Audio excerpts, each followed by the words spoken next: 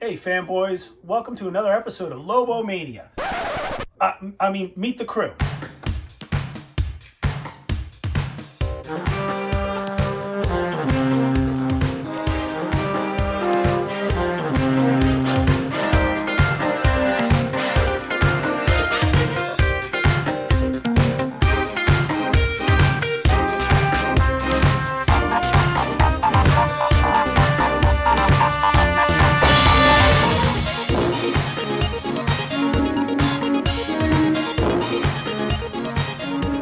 Here we are. Today we're talking to Piper.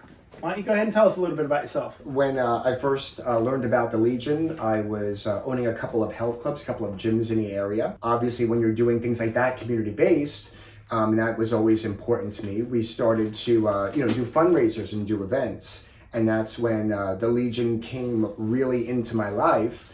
There was a snowstorm, we were doing an event, and actually, bro, you were the only trooper that was able to make it in through the storm for the event. When I first saw your stormtrooper armor and the little 6-year-old in me growing up on Star Wars, I just, had to do it. I remember that.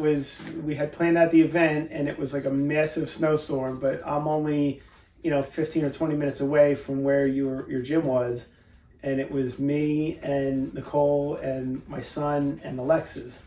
And Logan was probably only like 5 or 6. Alexis was newborn still. So we made it through and had a really good time. That was a lot of fun. And then afterwards, I remember you joined. Yeah. There was like five guys, I think, that joined at the same time. Yeah. And you guys were like a powerhouse crew for the first year. You laid a lot of groundwork for everyone that came afterwards. So what kind of costumes do you have at this point? My Stormtrooper, which after 100 troops has been retired. Too many attempts at breakdancing, falling down, climbing upstairs, bouncy houses, like all the crazy things, dunk tanks, which you remember.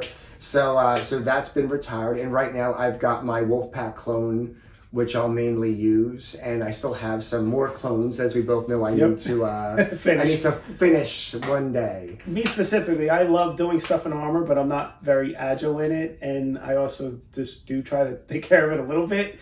You're like absolutely crazy with your stuff. One of the beauties is I never would have imagined that when you're in costume, when you're in armor, and you can kind of get away with anything, you can act out, you can act zany, and you can really allows you to connect to people in a different way, and it allows them to kind of meet you and to have that joy as well. Yeah. But I haven't been so great at making all the repairs and making sure I kind of keep up with things. I usually need you guys to help me with that. But as far as bringing that gym and that physicality and using that, it's been a lot of fun. What are some of the fun events that you've done? Because you've had some really fun and crazy events. My personal favorites have been the orchestra type events, the music events. You get to meet all the fans, you get to connect with people, and then standing on the stage, as I was for one event, I'm stage left, and it was a John Williams music night. And of course you're hearing the Star Wars theme, and Jaws, and Jurassic Park, and Superman, and E.T., and it just, like my entire childhood, I'm just sitting here with a live orchestra, feeling like, and they're there for everyone, but you're there in armor, you know, and it's just magic. It's like your 7-year-old self is like, yes, so those have always been a lot of fun. I think the parades are a lot of fun, and I think people being aware of us. People will, I'm sure they come up to you after parades and like, hey, I've got a charity, I've got this event, how do we get in touch? That's great for connecting with people that might not otherwise know about you. So those are always a lot of fun. And the walks are great when people are going through a lot of difficult times, and to have that moment of joy and that moment, and the hospitals are of course the same way. So there's a lot of good. Yeah, no, it's great because every event we do, especially the the fundraising walks and things where there's people that are afflicted with things, and we're there to help support them and generate excitement while they're doing that. You'll always find somebody else that's like, hey, I'm here for this event, but I also am part of this fundraiser or this charity or this organization or support group. and they're like, do you guys do appearances for us? And then we just network out, and we're just constantly getting, other places. So it's a lot of, at least in New Jersey here, we do a lot of like community-based, charitable events where we're there for a cause, not just like to hang out at a comic book store or comic event and just, talk with nerds like us, it's which is we're good there. too. Which is yeah, good no, it too. is. But it's that, and then even when we do those events, because there are some pretty good ones in New Jersey, we'll still get a lot of people, so that's fun. So besides, obviously, we do everything here at Brodustrial. You've been around. I have pictures of you from back when you first started, sitting in this garage right here, building stuff. Not everything is always Star Wars, but everyone does come here for help for everything that we do. And right now, you're working on something pretty cool and pretty special. Before I was doing gyms, I actually began in publishing, in comic book publishing. And I was a managing editor for Blackout Comics. I worked for Marvel.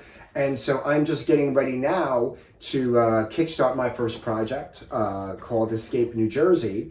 And so I wanted a lot of my different covers to all be New Jersey based. And I had this crazy idea. I'm going to see if I can make a bikini out of Garden State Parkway tokens.